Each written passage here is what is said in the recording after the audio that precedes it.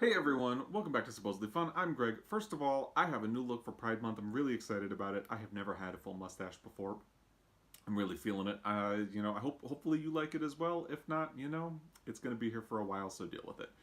Fun story though, I had lunch with my husband yesterday. He had to work, and as we were sitting there, I realized I gave myself the exact same mustache that he has, so we kind of look like twins right now, but we're gonna deal with it for a little bit. He has red hair, so hopefully just the fact that I have dark hair and he has red hair will make it look different.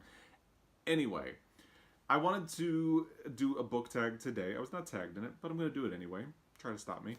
I'm getting my May wrap up video ready, but I figured this would be a fun way to spend time. In the meantime, so this is the Honest Booktuber Tag. It was started by Harriet Rosie. I will link her video down below. And let's get into it. The first prompt is, have you ever lied about reading a book? No. First of all, I am one of those people who can't get away with anything. If I even toe the line, I get busted. So I've learned to just embrace my inner rule follower and behave, not lie, and try to just behave in general, and that's okay with me. I also try to be really honest if I don't finish a book, because if I get about a third of the way into a book before I DNF it, I will talk about that book and the opinion I had of it and why I like it or don't like it, why I didn't like it and why I stopped reading it. But I think it's important to let people know, hey, I didn't finish this. So I generally try to be honest with those things. I have lied about whether or not I intend to read a book, because sometimes people will be telling me about something they like or that they think I should read, and I know that I'm not going to want to read it, but I don't want to pee in their pool. So I feel like it's just easier to say, yeah, I'll check it out. And my TBR is long enough that there are books that I actually do want to read that I don't get to, so I feel like it's not that deceptive. But hey. Prompt number 2. Have you ever avoided a book because of controversy around the content/author? Absolutely. I'm a huge believer in voting with your wallet, as they say. I do not shop at Amazon unless I've exhausted all local resources, and I live in Montana, so I have occasionally exhausted all of my local resources. Not often, but it has happened. I refuse to shop at Walmart. I will not eat at Chick-fil-A. And that definitely bleeds into the book world as well. I would not read, I'm thinking mostly in terms of politics. I would not read a book by Bill O'Reilly or Ann Coulter or that Milo, whatever his name is. I wouldn't even borrow them from the library because I just don't want to give them any kind of attention, basically, other than me commenting on the fact that I won't give them attention other than this right now. But it's not just politics. I have also refused to read Go Set a Watchman by Harper Lee because I think the way that book got published is kind of gross, and I don't believe that she ever really wanted it to be published. So I prefer to leave To Kill a Mockingbird as it is and not kind of tarnish the memory of it. Kind of in a similar vein where I learned that is that I loved A Confederacy of Dunces by John Kennedy Toole. This was published after his suicide, 11 years, I think, after his suicide, in fact. He had not been able to get it published. His mother and a family friend spent 11 years trying to get it published and finally succeeded. And when this book was a success, they went back and published the Neon Bible, which he had not wanted published. So I read this, and as I was reading it, I kind of understood why he didn't want it published. It has that very like first novel feel to it, and by the end, I was kind of queasy. Like I feel like he actually did want A Confederacy of Dunces published. He did not necessarily want Neon Bible to ever be published, and I feel like we probably should have respected that.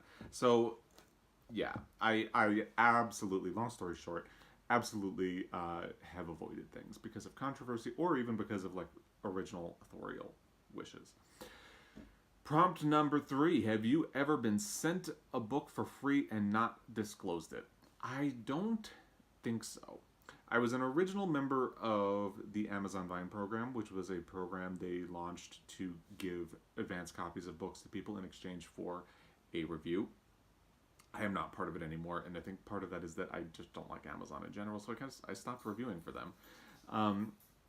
But so on Amazon, when you reviewed one of those books, it would put a badge on it that indicated that this was part of that program. You got it for free in exchange for a review.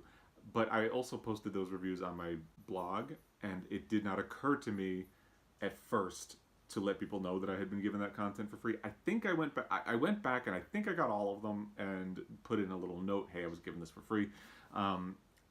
It's possible one is still out there. I try to be upfront about it. Now, I don't really get free stuff anymore, but I try to let people know when I do. I don't absolutely. I can guarantee you it does not impact my opinion on the book. In fact, pretty much every review I wrote for the Amazon Vine review was a flame because I hated a lot of the books that I got from them. So anyway, prompt number 4. Have you ever bought a book with no intention of reading it? Absolutely. But not for the reason the original video in this tag implies. Harriet Rosie mentions buying a book just to include it in a book haul. I have not done that. I have never done that. I have purchased books that I don't intend to read. For example, I was in Europe a while ago, and my souvenirs were European copies of books that I had already read and loved. And I have purchased hardcovers or special editions of books that I have already read and loved. I do remember one time a while ago when I was working at Borders, I did buy a book just because I liked the cover and I thought it would be pretty on my shelf. I don't remember what book that was. I don't have it anymore. But yes, I even did that. So absolutely. I feel like anybody who loves books has done that, especially since there's so many different versions of things. I had like this. This is the version of To Kill a Mockingbird that I read, but I also have a hardcover copy of it. So there you go.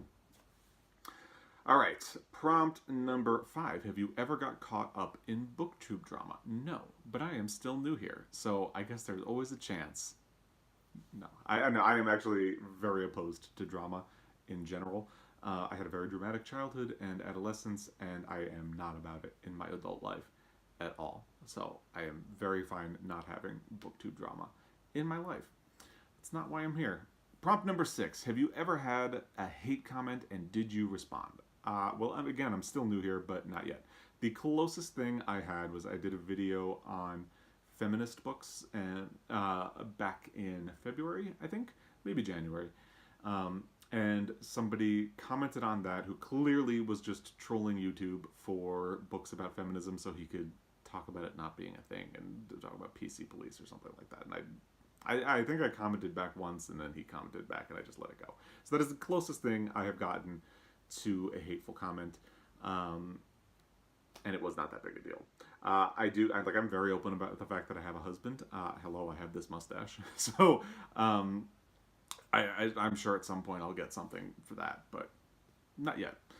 Okay, prompt number 7. Have you ever made a video just because you knew it would get views?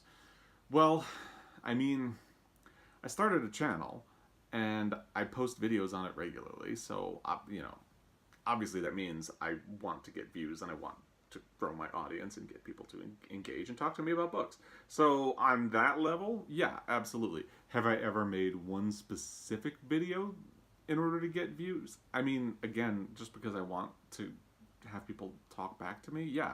But have I made a video with the thought process that, ooh, this is going to get a lot of views, I should do this, or decided to do a video because I thought it would get a lot of views? No, I have not done that.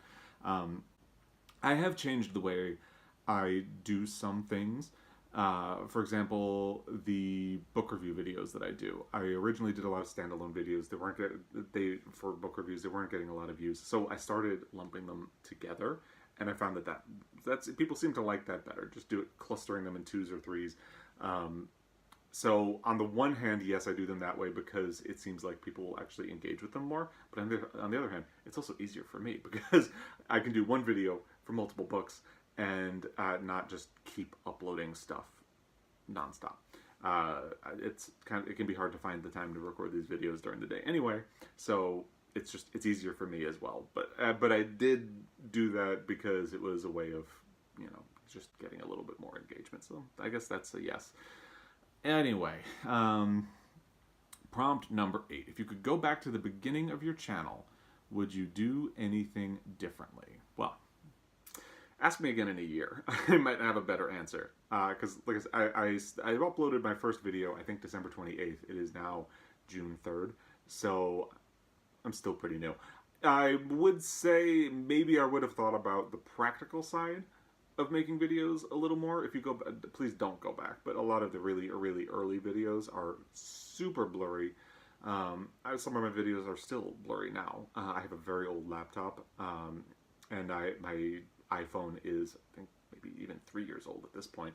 So I'm not working with the newest, best technology, but I'm also not going to be replacing it anytime soon. But I would have thought a little bit about that and that process or that side of things a little bit more if I could go back. Prompt number 9. Are there any channels you wish you could be more like? Well, you know, this is kind of a hard question because I like a lot of different channels, and I feel like I go to a lot of different channels depending on my mood. But I will say, and I've mentioned this before, I really like a Book Olive's channel because her reading is very diverse and she is extremely eloquent. I edited out a lot of the ums that I say, and I still have a lot of them in my videos.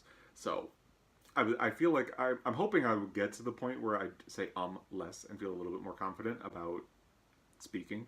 I almost forgot the word speaking, so clearly I have room to grow. Yeah, and for a similar reason, I really like Mercy's Bookish Musings. I feel like she is super eloquent, super smart, and I want to be able to talk about books the way that she does someday. For a similar reason, I fall down rabbit holes with Jen Campbell's videos. I just think she's a fascinating person, and I hope people now find me at least half as interesting as that. I think maybe a quarter would be good. And as I get better, maybe I can try to aspire to be a little bit like them when I grow up. There you go. And prompt number 10. What's something you love about your channel? Well, I love that it's mine. That sounds a little weird, but seriously, you know, I loved working in a bookstore. I used to work at Borders. I worked at Borders much longer than I could have afforded. And it's my favorite job that I've ever had. If I could afford to work in a bookstore now, I would absolutely go back to it. It was my favorite thing in the world, and part of why I loved it was I loved talking to people about books. I loved being surrounded by that, and I loved knowing about new books that were coming out, and you know, talking to the other booksellers, the people who came to the store, and finding new books for myself. That was kind of a little pre-social media, so now I have other ways of doing it, but I miss that one-to-one connection with other people who love to read.